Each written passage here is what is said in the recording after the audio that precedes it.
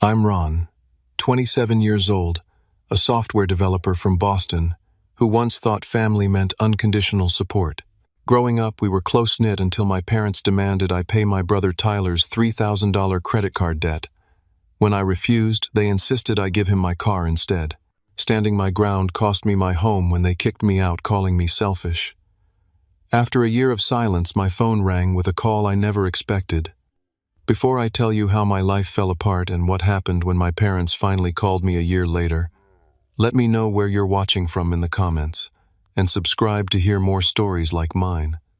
I grew up in a modest split-level house in suburban Boston, with parents who worked hard but were never quite comfortable financially. My father, Martin, was a dedicated construction foreman who took pride in never missing a day of work in 30 years. My mother, Diane, worked part-time as a receptionist at a dental office while maintaining the household with meticulous care. Our family wasn't wealthy, but we always had what we needed, except when it came to treating my brother and me equally.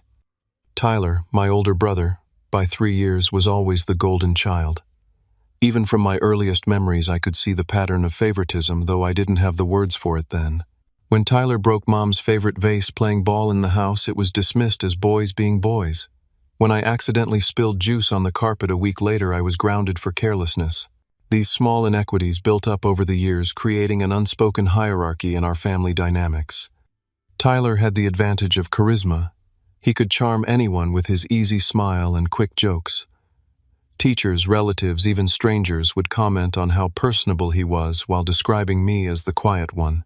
What most people outside our family didn't see was how that charm masked a lack of follow-through that defined much of his life. He'd start projects with enthusiasm but abandon them when they required sustained effort. His room was filled with half-finished models, partially read books, and sports equipment for teams he quit mid-season. Meanwhile, I found my identity in reliability and academic achievement. I wasn't trying to compensate for Tyler's shortcomings. I genuinely enjoyed learning and the satisfaction of completing what I started. By high school, the contrast between us became more pronounced. I was on the honor roll editor of the school newspaper and saving money from my weekend job at the local hardware store. Tyler had been held back a year, cycled through multiple friend groups, and had a growing reputation for borrowing money he never repaid. College only widened the gap between our paths. I earned a partial scholarship to study computer science at a state university and worked 20 hours a week at the campus IT help desk to cover the remaining costs. I budgeted, carefully applied for every possible scholarship, and graduated with minimal student loans. Tyler, on the other hand, enrolled in the community college's business program with vague plans about entrepreneurship, only to drop out after one semester. He then tried a culinary program, quit after 3 months, and finally attempted a certification in personal training that he never completed. Despite his academic struggles, my parents never seemed to lose faith that Tyler would eventually find his path. "He's still figuring things out," my mother would say defensively whenever relatives inquired about his progress. "Not everyone is meant for traditional education," my father would add, though his tone carried a weariness that grew over the years. After graduating with my computer science degree, I was fortunate to land a junior developer position at a growing software company in Boston. The pay wasn't extraordinary for the field, but it offered stability and growth potential. Rather than immediately renting an apartment in the expensive Boston market, I made the practical decision to continue living at home for a year or two, contributing $500 monthly toward household expenses, while aggressively saving for a down payment on my own place. Tyler, at 30, had settled into a pattern of jumping between sales jobs that offered more commission potential than stability. He would start each position with enthusiastic predictions about the money he'd make, only to quit when the reality of consistent effort became clear. Between jobs, he'd live at home rent-free with our parents covering his car insurance, phone bill, and often his credit card minimums. The credit cards became a particular source of tension in the household, though it was rarely addressed directly. Tyler had accumulated at least 6 different cards that I knew of each, approaching its limit with purchases. He couldn't justify designer clothes, the latest electronics, weekend trips, with friends and meals at restaurants well beyond his budget. When statements arrived, he'd make promises about getting his finances under control, sometimes making minimum payments from his latest job before the cycle repeated. My parents' enabling behavior grew more pronounced as we entered adulthood. They co-signed for Tyler's car loan when his credit score was too low to qualify on his own. They paid his rent for 3 months when he decided to move out but couldn't maintain employment. They even covered a $1,000 repair bill when he damaged a friend's motorcycle that he'd borrowed without permission. Each time they'd call these instances helping him through a rough patch, but the patches had become the entire quilt of his adult life. Looking back, I can see how this pattern set the stage for the confrontation that would eventually tear our family apart. By continuing to rescue Tyler from the consequences of his choices, my parents had created an expectation that someone would always be there to clean up his messes. What none of us expected was that I would ultimately be designated as that someone, or that my refusal would cost me my place in the family. The evening that changed everything started like many others in our household. It was a Tuesday in April, and my mother had prepared her signature meatloaf with mashed potatoes, comfort food that often preceded uncomfortable conversations in our family. I had noticed my parents exchanging meaningful glances throughout the meal, and Tyler was uncharacteristically quiet, focusing intently on his food rather than dominating the conversation as usual. As my father served himself a second helping, he cleared his throat, another warning sign I'd learned to recognize over the years. "So, Ron," he began, his tone aiming for casual but missing the mark. "Work going well? That promotion still on the horizon?" I nodded, instantly wary. "Should hear about it next month. The project I'm leading is wrapping up on schedule, so I'm optimistic." "That's great," my mother chimed in with too much enthusiasm. "You've always been so responsible with your career and your finances." She emphasized the last word while shooting a quick glance at Tyler, who suddenly became very interested in rearranging his peas. My father took a deep breath. "Speaking of finances, we've got a bit of a situation we need to discuss as a family." He turned toward Tyler. "Do you want to explain, or should I?" Tyler shrugged, still not making eye contact with anyone. "It's not that big a deal. I'm just in a temporary bind with one of my credit cards." My father's expression tightened. $3,000 isn't what I'd call a temporary bind, Tyler. The card is maxed out and they're threatening to send it to collections. A familiar sinking feeling settled in my stomach as I realized where this conversation was heading. My suspicions were confirmed when my mother reached across the table to pat my hand. "Honey, we know you've been doing so well saving for your condo down payment, and we wouldn't ask if there were any other options." I set my fork down carefully. "Are you asking me to pay off Tyler's credit card debt?" The direct question hung in the air for a moment before my father nodded. "Just until he gets back on his feet. He has a promising lead on a sales position with Berkshire Insurance. Commission-based, but his friend Marcus says top performers clear 6 figures annually." Tyler finally looked up, his expression, a practiced blend of contrition and optimism that I'd seen countless times. "I'd pay you back within 3 months, 6 at the most. This opportunity could be the big break I've been waiting for." My mother jumped in before I could respond. "We've helped him with smaller amounts before, but with the bathroom renovation and your father's back treatments not fully covered by insurance, we just don't have it this time." She lowered her voice, as if sharing a confidence. "Family helps family, Ron. That's what we've always taught you boys." The irony of her statement wasn't lost on me.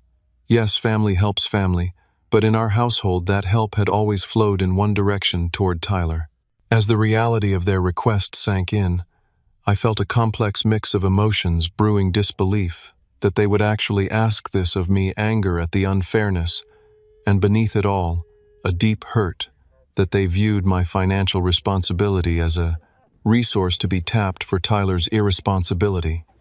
"What exactly happened to create this debt?" I asked, trying to keep my tone neutral. Tyler shrugged again. "Just life, man. Car needed repairs, had to replace my phone when it fell in the lake at Marcus's cabin, bought some new suits for interviews. It adds up." "The suits were an investment in his career," my mother added quickly. I took a deep breath. "Tyler, you're 30 years old. This isn't your first financial emergency. What's your plan to handle money better going forward, because bailing you out won't help if you just repeat the same patterns." My brother's face darkened. "I don't need a lecture from my little brother. I asked for help, not financial counseling." "Actually, I corrected you. Didn't ask for help. Mom and Dad did on your behalf, and they're asking for my money that I worked hard to save. I think that entitles me to ask questions about how we got here." My father's face flushed. "That's enough, Ron. Everyone goes through tough times. When Tyler gets on his feet, he'll help you if you ever need it. That's how family works." The conversation flashed me back to countless smaller instances throughout our lives. The time I had to lend Tyler $40 for a date he'd promised to repay by the weekend, only to be told I was obsessing over money when I mentioned it 2 weeks later. Or the time he borrowed my nearly new textbooks for a class he ended up dropping, returning them with coffee stains and dog-eared pages. Or most recently when he borrowed my laptop just for the afternoon and returned it 3 days later with several keys sticking and no explanation. "I'm sorry," I said finally, "but I can't do it. I've been saving for almost 2 years for my down payment, and $3,000 would set me back months. Tyler needs to take responsibility for his own finances." The temperature in the room seemed to drop 10 degrees. My mother's expression shifted from persuasive to wounded. "I can't believe how selfish you're being. Your brother would help you if the situations were reversed." "Would he?" I challenged, looking directly at Tyler. "Have you ever once helped me financially, Tyler? Or in any significant way since we've been adults?" Tyler pushed his chair back from the table. "This is bullshit. I didn't want to ask you anyway. I told them you'd make it weird." My father's voice took on the authoritative tone he used rarely but effectively. "That's enough, both of you. Ron, I'm disappointed. Very disappointed. We raised you to value family above material things. This isn't about material things," I tried to explain. "It's about patterns and consequences. If I pay this off, what happens the next time? And the time after that? Tyler needs to learn to manage his money, not just find someone else to clean up his messes." My mother was near tears now. "How can you be so cold? He's your brother. He's blood." The argument continued in circles for another 20 minutes, with my parents alternating between guilt trips, appeals to family loyalty, and increasingly thin assurances that this would be the last time Tyler needed such help.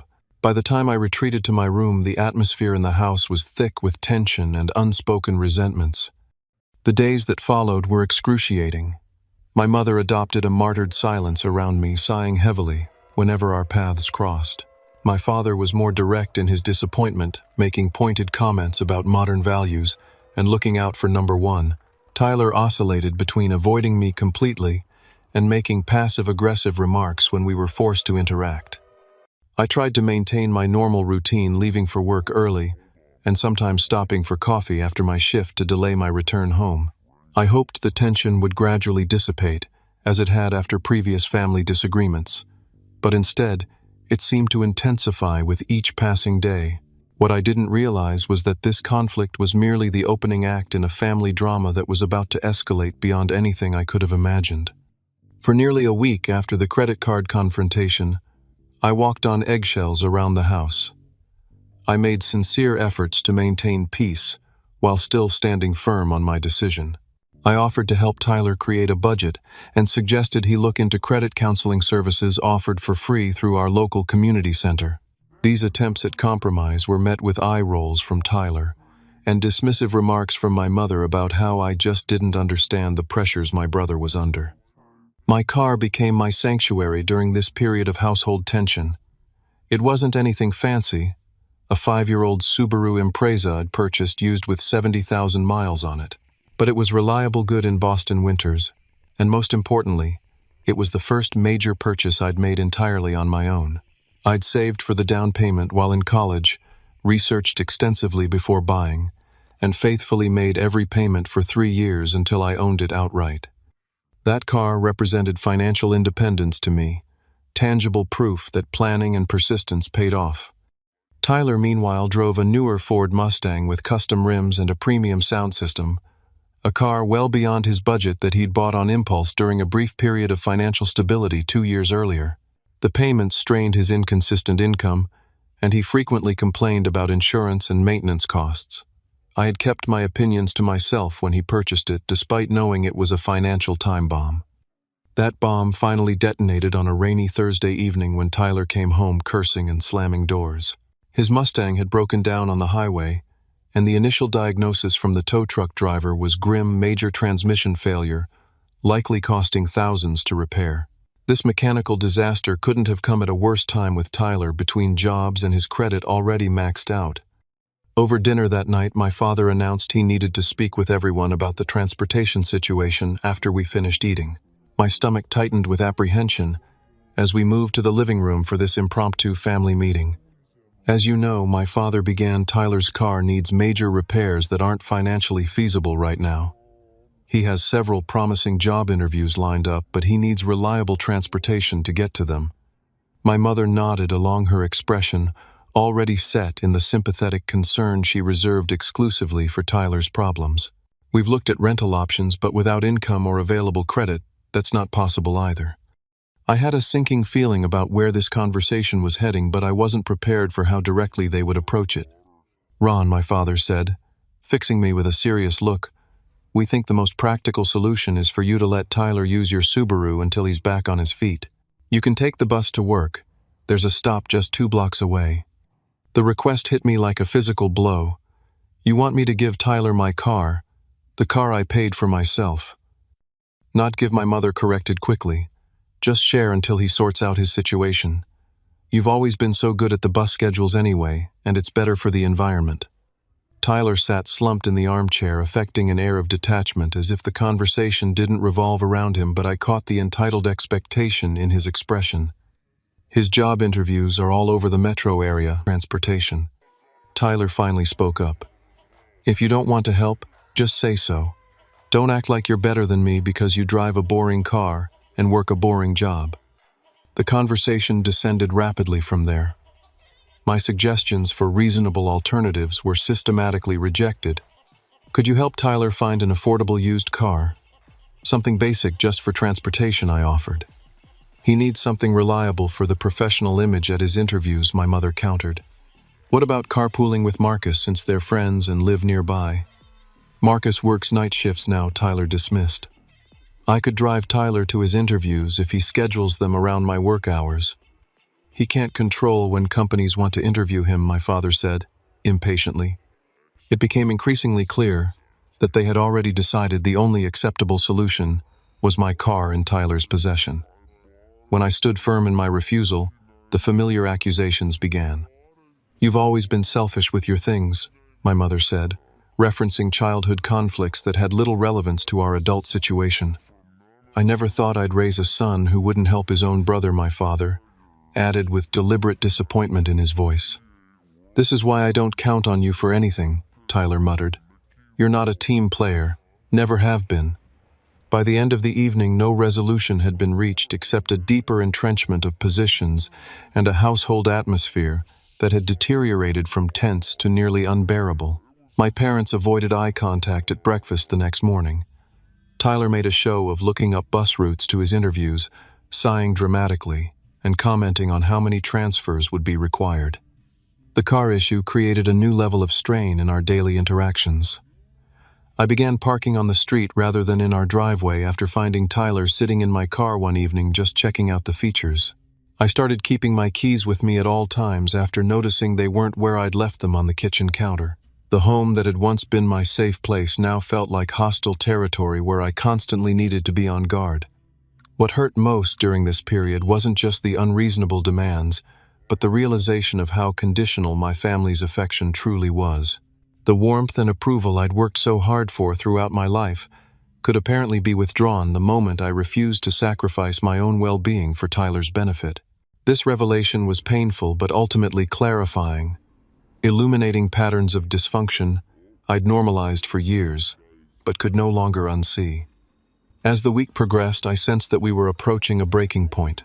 The passive-aggressive comments, the cold shoulders, the whispered conversations that stopped when I entered a room, all signaled that something was building. Still, I wasn't prepared for just how dramatically things would come to a head, or how permanently our family dynamic was about to change. The final confrontation occurred exactly 1 week after the car argument on a Saturday morning when everyone was home. I had just returned from an early gym session and was making breakfast when my father called from the living room Ron family meeting.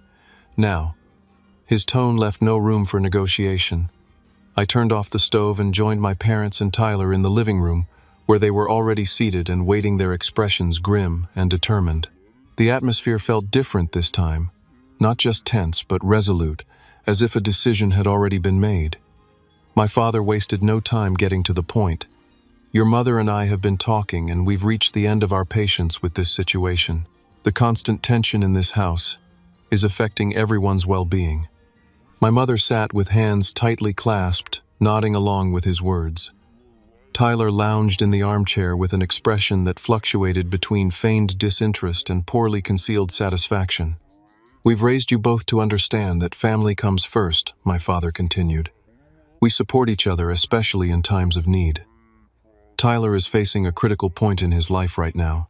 Without transportation, he could miss opportunities that might finally give him the fresh start he needs.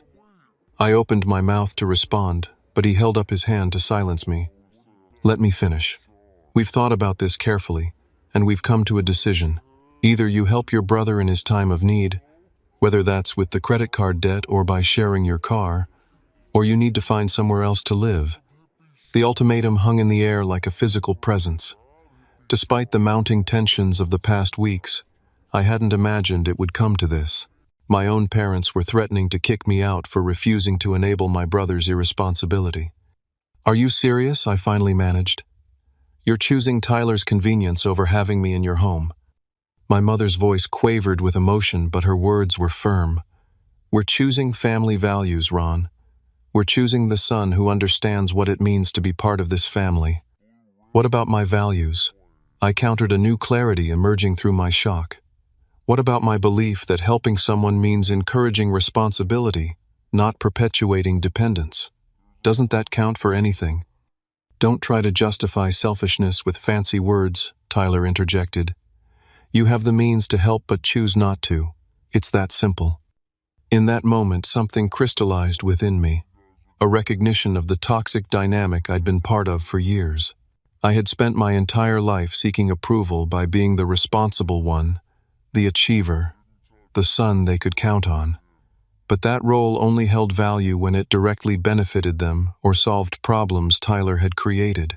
My success wasn't celebrated. It was merely a resource to be tapped when needed. I'm not giving Tyler my car, I said, my voice steadier than I felt. And I'm not paying his credit card bill.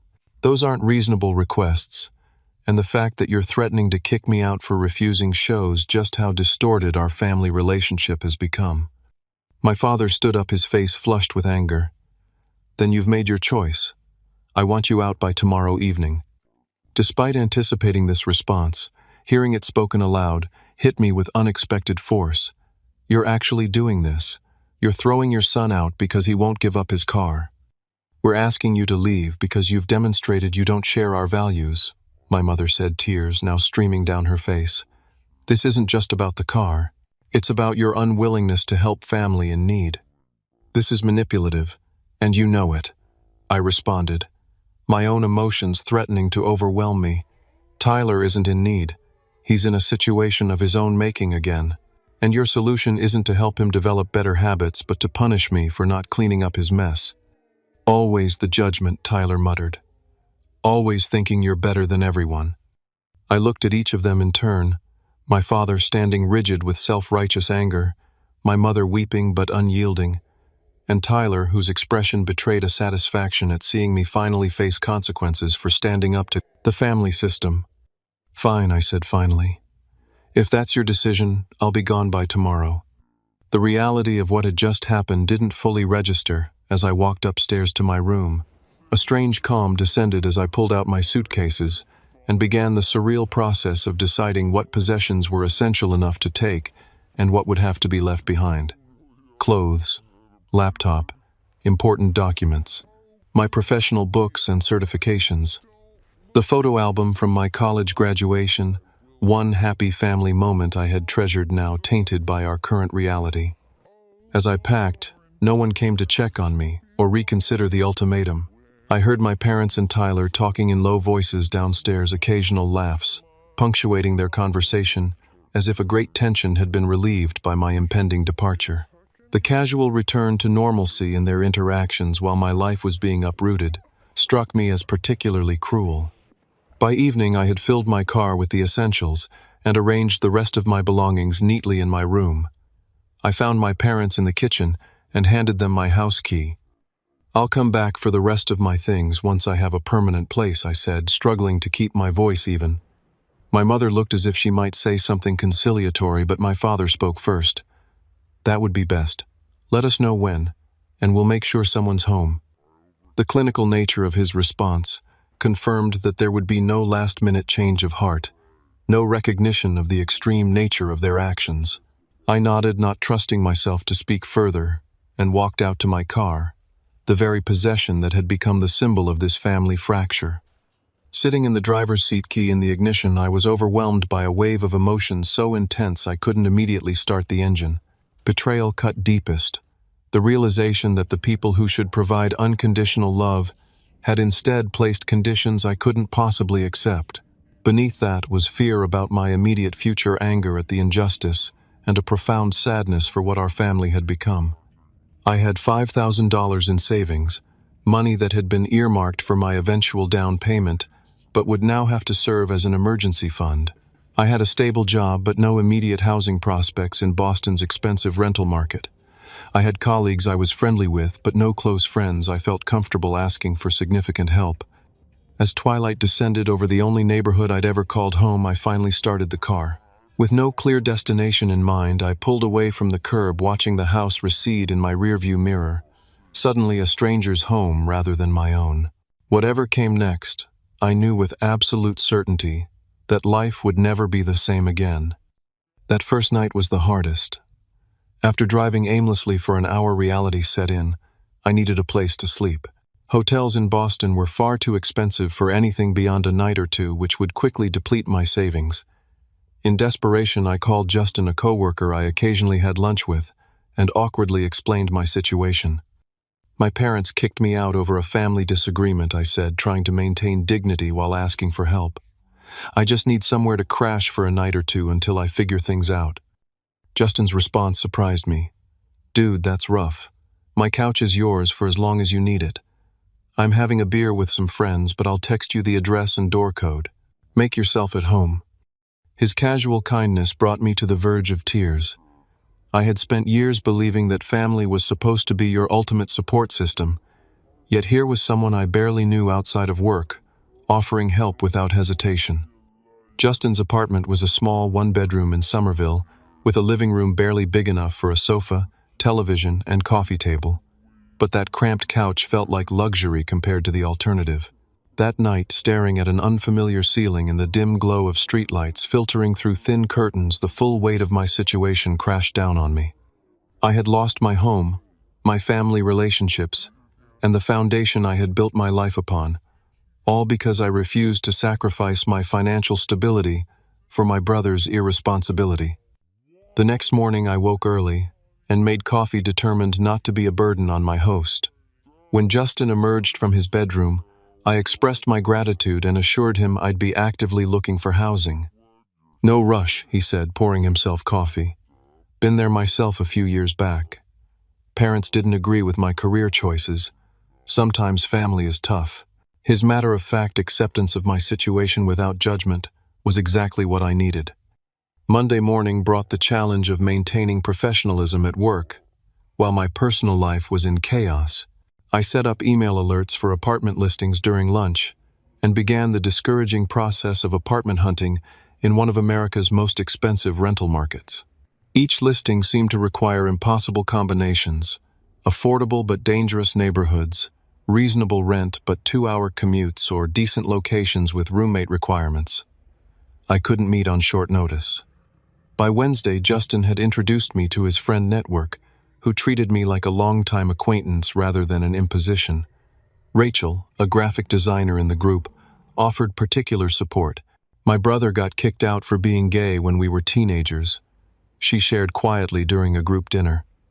Family rejection is its own special kind of pain. Let me know if you ever need to talk. A week into my couch surfing arrangement, I still hadn't heard a word from my parents or Tyler. No calls, no texts, not even an email to check if I had somewhere to stay. Their silence spoke volumes about the conditional nature of their concern. I fluctuated between hurt anger and a growing determination to build something better for myself. The apartment search continued to be challenging, but after 2 weeks of persistent effort, I found a studio in Brighton that I could almost afford.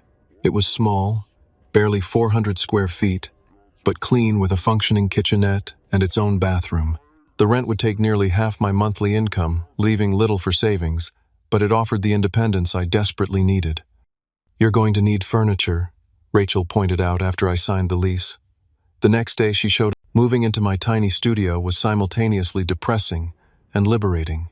The space was certainly a step down from my comfortable bedroom in my parents' house, but it was mine, a place where no one could threaten to evict me for maintaining healthy boundaries. Justin, Rachel, and 2 other friends formed an impromptu moving crew, transforming the task into something almost resembling fun, complete with pizza and beers after everything was in place. "Welcome home," Rachel said, raising her bottle in a toast. "It's not much, but it's yours." Those words resonated deeply. Throughout my life, I had followed the prescribed path, studied hard, graduated with honors, secured a stable job, saved responsibly. Yet all of that responsible behavior had still left me vulnerable to family manipulation. This tiny apartment represented the beginning of true independence, not just financially but emotionally. As weeks turned into months, I developed new routines. My commute was longer, my meals simpler, and my entertainment budget virtually non-existent. But I discovered unexpected benefits to my new circumstances. Without the constant tension of the family home, I slept better. Without the drain of emotional manipulation, I had more energy for my work, which led to increased productivity and positive attention from management. 3 months after being kicked out, I received a performance review with an unexpected promotion and raise. "Your focus and output have been exceptional lately," my supervisor noted. "Whatever changes you've made in your approach, they're working." The irony wasn't lost on me that removing myself from my toxic family environment had actually accelerated my professional growth. The raise wouldn't change my housing situation immediately, but it allowed me to start rebuilding my emergency fund and occasionally join friends for dinner without counting every dollar. Rachel's friendship continued to be a particular bright spot. She introduced me to her broader social circle, invited me to gallery openings and community events, and checked in regularly with thoughtful texts. When I mentioned feeling overwhelmed by processing my family situation, she recommended her therapist, who offered a sliding scale payment option. Dr. Catherine Mills became another cornerstone of my rebuilding process. In her gentle but direct manner, she helped me identify patterns in my family dynamics. I had never fully recognized the parentification that had made me responsible for adult problems from a young age. The golden child divided by scapegoat dynamic between Tyler and me. The emotional manipulation that had made love conditional on compliance. "Family systems can be powerful forces," she explained, during one particularly insightful session. "You've been trained your entire life to fulfill a specific role. Stepping out of that role, even when it's the healthy choice, triggers the system to try to pull you back in. Your parents and brother are responding to that disruption, not to you as a person." These insights didn't immediately heal the pain of rejection, but they provided a framework for understanding what had happened that wasn't based in self-blame. I hadn't failed as a son or brother. I had simply refused to participate in an unhealthy system any longer. 6 months into my new life, I realized I had inadvertently created something precious, a chosen family. Justin, Rachel, and several others had become my support system, offering the unconditional acceptance my biological family had withdrawn. We celebrated birthdays together, helped each other through work crises, and created new traditions like monthly board game nights and weekend hiking trips. During this period of growth, my biological family maintained complete radio silence. No calls on my birthday, no text at Thanksgiving, not even a generic Christmas card. I had expected at least some form of contact, and their complete absence created a grief process all its own. I mourned not just the loss of my actual family relationships, but the loss of what those relationships should have been. The hardest part of family estrangement, Dr. Mills observed, is often letting go of the fantasy of what family should be. You're grieving both the real relationship and the idealized one you deserved but never had. Through therapy and the support of friends, I gradually developed healthier perspectives on my worth and relationships. I learned that boundaries weren't selfish but necessary for genuine connection. I discovered that respect, not sacrifice, was the foundation of meaningful relationships. And most importantly, I realized that my value as a person wasn't determined by my usefulness to others. As the 1-year mark of my departure approached, I had created a life that, while different from what I had planned, contained genuine joy and authenticity. My studio apartment, initially just emergency shelter, had become a true home, with carefully chosen items that reflected my taste. My friend circle had expanded to include people with shared interests and values. My career continued on an upward trajectory, with a second promotion placing me in a junior management position. The growth I had experienced in that challenging year wasn't what I would have chosen, but it had transformed me in ways I came to value deeply.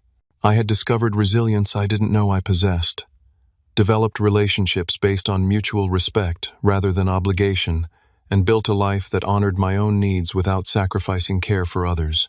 While the pain of family rejection hadn't completely healed, it no longer defined me or dictated my choices. I had become the author of my own story, rather than a character in someone else's. 6 months after leaving my parents' home, I received an unexpected text from Barbara, my mother's longtime friend, who had been like an aunt to me growing up. "Having coffee downtown tomorrow. Would love to see you if you're available." The message surprised me. Barbara had always been close with my mother, and I assumed she'd heard only one side of the family rift. We met at a small cafe near my office. Barbara hugged me warmly, her expression a mixture of affection and concern. "You look good," she said, studying my face. "Different somehow. More. Settled in yourself."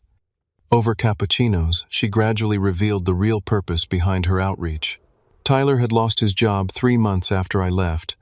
Not the promising sales position that had been referenced during our final confrontation, but another stopgap retail position he'd taken when that opportunity fell through.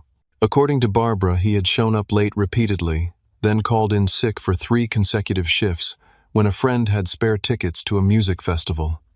"Your parents are struggling," she admitted cautiously. "They've been helping Tyler with his car payments since he lost his job, and the credit card debt they wanted you to pay, it went to collections anyway. Their credit took a hit when they tried to help him consolidate it with their own cards." I absorbed this information with complicated emotions. Part of me felt a vindication that reality had confirmed my concerns about enabling Tyler. Another part felt genuine sadness for my parents' financial stress. But mostly I felt a strange detachment, like hearing about distant relatives rather than the people who had raised me. "Tyler moved back home about 2 months ago," Barbara continued. "From what your mother says, it's been challenging.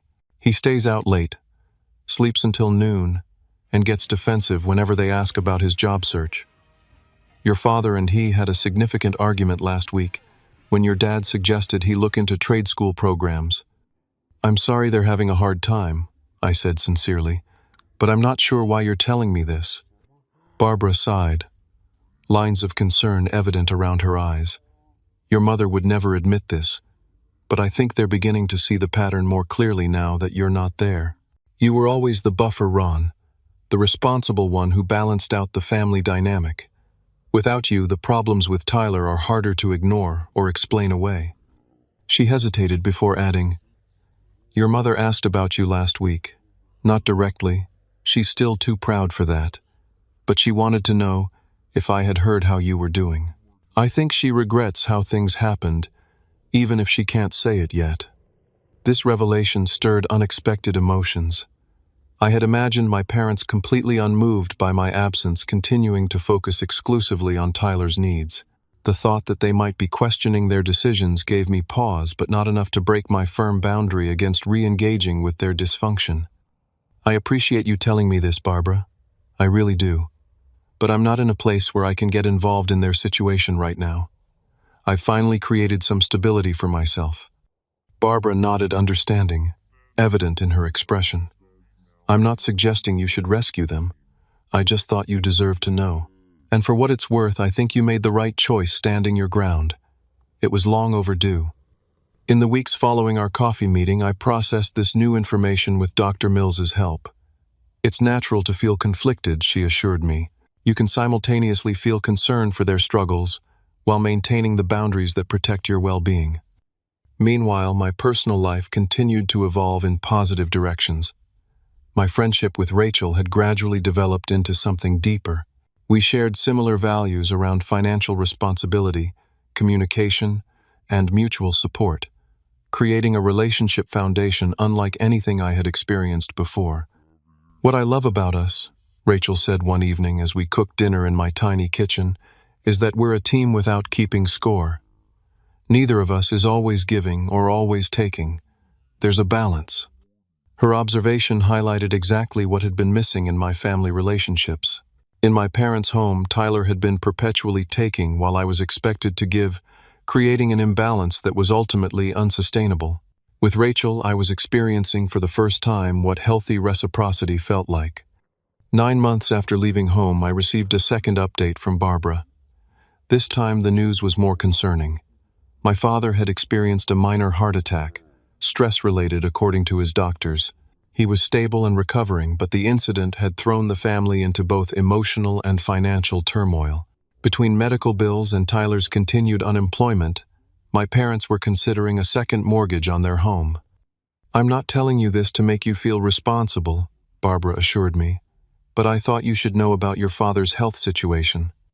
The news about my father's heart attack shook me more than I expected. Despite everything that had happened, these were still the people who had raised me. After discussing it with Rachel and Dr. Mills, I decided to send a brief email to my mother expressing concern about my father's health and wishing him a good recovery. I kept it simple and direct, offering no openings for discussions about reconciliation or financial assistance. To my surprise, my mother responded within hours with equal restraint. "Thank you for your concern. Your father is recovering well and following doctor's orders. I hope you are well too." The absence of manipulation or guilt in her message felt significant, a small but noticeable shift from our previous patterns of communication. As the one-year anniversary of my departure approached, I found myself reflecting on the dramatic changes in my life. Professionally, I had advanced further than I might have otherwise recently, leading a successful project that had earned recognition from upper management. Personally, my relationship with Rachel had deepened into something I could tentatively call love, though we were both proceeding with appropriate caution. My friendship circle had expanded to include people who appreciated me for who I was, not what I could do for them. Most significantly, my understanding of family had evolved. Family wasn't just blood relation or shared history. It was consistent respect, mutual support, and the freedom to be authentic without fear of rejection. By those measures, the friends who had stood by me through this challenging year were more family than the people who shared my DNA. When Barbara texted me exactly 1 year after I had left home, I was in a fundamentally different place emotionally than the wounded young man who had driven away with his possessions hastily packed in his car. I had created a life built on healthier foundations than the one I had left behind. I had discovered strengths I never knew I possessed, and values I was no longer willing to compromise. "Your mother asked for your phone number," Barbara's message read. "I told her I would check with you first before sharing it. The choice is entirely yours." After careful consideration and consultation with Dr. Mills, I decided to allow Barbara to share my number. I wasn't ready to fully re-engage with my family, but I was secure enough in my boundaries to receive communication from them. Whatever they wanted to say, I was finally in a position to hear it without being devastated by either criticism or manipulation. 3 days later, as I was preparing Sunday breakfast in my studio apartment, my phone displayed an incoming call from an all-too-familiar number. Taking a deep breath, I answered, uncertain what this connection might bring, but confident in my ability to maintain the boundaries I had worked so hard to establish. The phone vibrated in my hand, my mother's name flashing on the screen. For a moment, I considered letting it go to voicemail, but something told me it was time to face whatever was coming. 1 year had passed since I walked out of my parents' house. a year of growth, independence, and healing. "Hello," I answered, my voice steadier than I expected. "Ron." My mother's voice sounded smaller, somehow lacking the confident authority I remembered. "It's Mom. Thank you for taking my call." The formal politeness was so unlike her usual communication that it momentarily threw me. "Of course. How are you?" "We're managing." She paused awkwardly. "Your father is doing better, following his diet and exercise plan from the doctors." "I'm glad to hear that." Another pause stretched between us, heavy with unspoken history. Finally, she continued, "I was wondering if you might be willing to meet with your father and me, just to talk. There are things we need to say to you in person." My immediate instinct was caution. "What kind of things?" "It's complicated to explain over the phone. We're not asking for anything, Ron.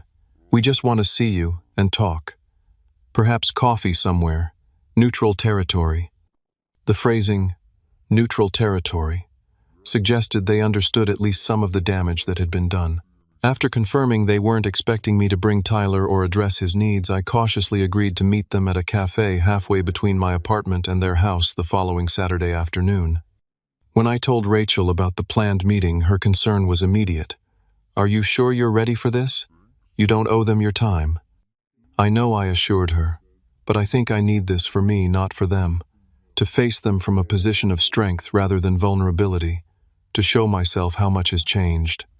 She squeezed my hand supportively. "Want me to be nearby? I could work on my laptop at another table just in case things get difficult." Her offer touched me deeply. That would actually help a lot. Saturday arrived with a mix of spring sunshine and cool breezes. Rachel and I arrived at the cafe 20 minutes early, giving her time to settle at a corner table while I chose a more central spot where my parents would easily find me.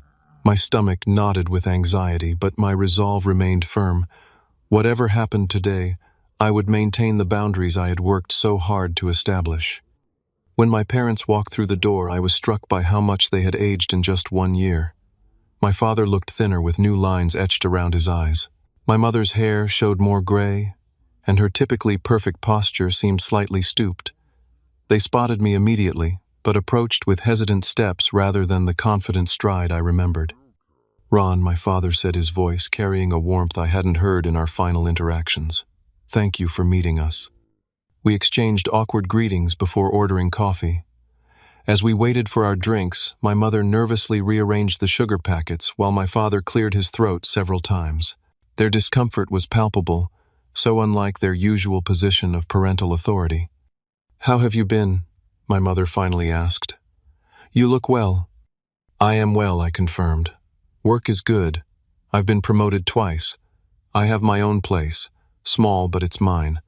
I've made good friends." They nodded with what seemed like genuine interest, asking follow-up questions about my job and apartment. The conversation remained superficial until our coffee arrived, at which point my father set his cup down firmly and met my gaze directly. "Ron, we didn't ask you here for small talk. We owe you an apology, a significant one." Of all the scenarios I had mentally prepared for this, hadn't been among them. I remained silent, giving them space to continue. My mother picked up where he left off. "The way we treated you was wrong. Deeply wrong. We've had a year to reflect on our actions, and there's no justification for what we did." "What specifically are you apologizing for?" I asked carefully. Their answer would tell me whether this was a genuine recognition of harm or merely an attempt to smooth things over. My father sighed heavily. "For making Tyler's problems your responsibility. For demanding you sacrifice your financial security to bail him out. For threatening your home when you refused. For actually following through on that threat." He looked down at his hands. "For failing you as parents when you needed us to be fair and supportive." What brought about this change in perspective? I kept my tone neutral, neither accepting nor rejecting their apology yet. My mother's eyes glistened with tears. Reality has a way of clarifying things. "After you left, Tyler's behavior worsened. Without you I suppose the counterbalance, the patterns became impossible to ignore. He lost 3 more jobs," my father added. "Borrowed money from friends and didn't repay it. Maxed out another credit card we didn't know about. When he totaled his car driving after drinking, we finally had to face that we weren't helping him by constantly rescuing him. The breaking point came when he sold your father's golf clubs, a retirement gift from his company, to cover a gambling debt, my mother said quietly. We confronted him, and he became verbally abusive, saying we owed him support because we're family. Her voice broke slightly. It was like hearing our own words thrown back at us, and suddenly we could see how twisted our logic had been. They continued explaining how the year had unfolded, Tyler eventually moving out again to live with a girlfriend, leaving them with unpaid bills he had promised to cover. Financial struggles that forced them to dip into retirement savings. The stress contributing to my father's heart attack. The slow, painful recognition that they had enabled behaviors that harmed not only Tyler but our entire family. We don't expect forgiveness, my father said finally. We don't even expect you to want a relationship with us again. But you deserve to hear directly from us that we were wrong, and we are deeply sorry for the pain we caused you. I sat in silence for a moment, processing their words. The apology seemed genuine, specific, taking responsibility rather than making excuses and without expectations of forgiveness. Still, a year of hurt couldn't be erased in one conversation. I appreciate your apology, I said carefully. It means something that you recognize what happened. But rebuilding trust takes time. If we were to have any relationship going forward, things would need to be fundamentally different. They both nodded in understanding. What would that look like for you? My mother asked. I outlined clear boundaries, no financial entanglements of any kind, respect for my independence and decisions, no pressure to reconcile with Tyler until or unless he demonstrated significant change, and an understanding that any future relationship would be on my terms, developing at my pace. Those sound like reasonable boundaries, my father acknowledged. More than reasonable given what happened. We talked for nearly 2 hours, moving gradually from the painful past toward tentative possibilities for the future. I learned that they had started attending a support group for parents of adult children with addiction and behavioral issues, which had helped them recognize their enabling patterns. They had also begun financial counseling to recover from the damage done to their retirement savings. When we finally prepared to leave, my mother asked hesitantly, would it be possible to meet again, perhaps in a few weeks, just to talk, no pressure for more? I considered the request. I think that would be okay. Small steps. As they stood to leave, my father extended his hand formally, then pulled back. Would a hug be too much to ask? The question held none of the entitlement that had characterized our last interactions. It was a genuine request, offered with the understanding that I had every right to refuse. After a moment's consideration, I nodded and accepted a brief, somewhat awkward embrace from each of them. As they left, Rachel joined me at the table. How do you feel? She asked, taking my hand. Surprisingly okay, I answered truthfully. They seemed genuinely different, not perfect but changed in important ways. Do you think you'll rebuild a relationship with them? Maybe. A different one than before. One with proper boundaries and mutual respect. I squeezed her hand. The most important thing I realized sitting there is that I don't need them anymore. Not in the desperate way I once did. I have a life. I'm proud of people who value me for who I am. Reconnecting would be a choice, not a necessity. Over the following months, we established a cautious new pattern. Coffee every few weeks became dinner occasionally. I visited their home for the first time at Thanksgiving, bringing Rachel with me, as both emotional support and to introduce an important part of my new life. Tyler remained a complicated factor. He had moved back in with my parents after his relationship ended, still struggling with the same patterns of irresponsibility. My parents were attempting a different approach with him now, offering emotional support while withholding financial bailouts, encouraging therapy and vocational training rather than enabling joblessness. Whether this would lead to meaningful change remained to be seen.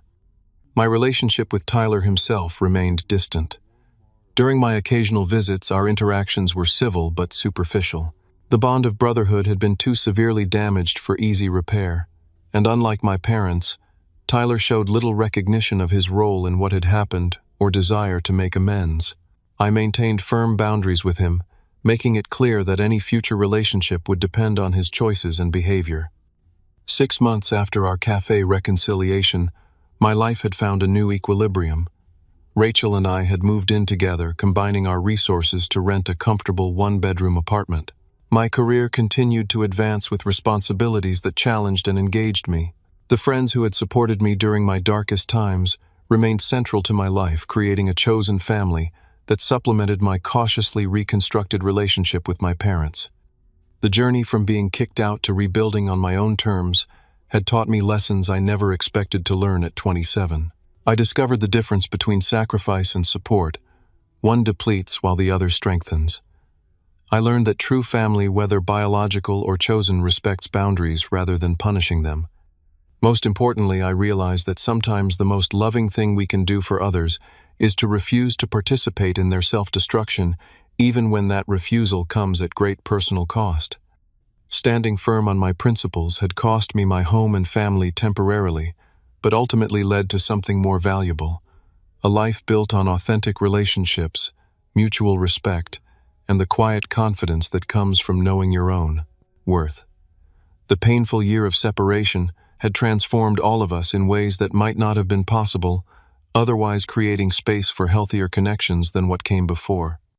Looking back on that devastating moment when I drove away from my childhood home with nowhere to go, I never could have imagined that it would lead to where I am now, stronger, more resilient, and surrounded by people who value me for exactly who I am.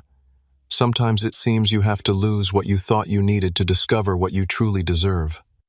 Have you ever had to make a difficult choice between maintaining your boundaries and keeping peace with family? I'd love to hear your stories in the comments below. If this resonated with you, please like and subscribe to support more content like this, and share with someone who might need to hear that standing up for yourself can lead to unexpected blessings even when it feels impossible in the present moment. Thank you for listening to my journey. And remember, sometimes the hardest boundaries to set are the ones that ultimately set you free.